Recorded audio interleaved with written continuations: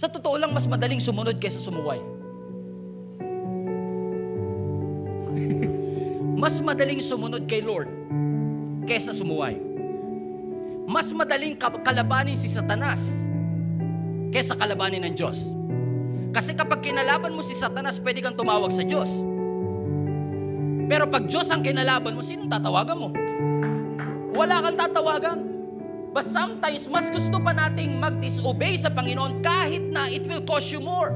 Ang sabi ng scripture, nung nakakita siya ng bangka, nagbayad siya ng pamasahe. Hindi na to kailangan logical explanation. 5 times na mas malayo yung pupuntahan niyan, ibig sabihin 5 times na mas mahal yung pamasahe niyan.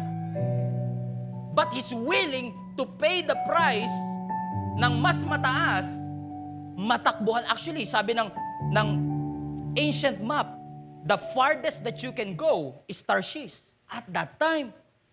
Kasi minsan pag talagang tumatakbo ka, pumupunta ka sa pinakamalayo. Remember the prodigal son?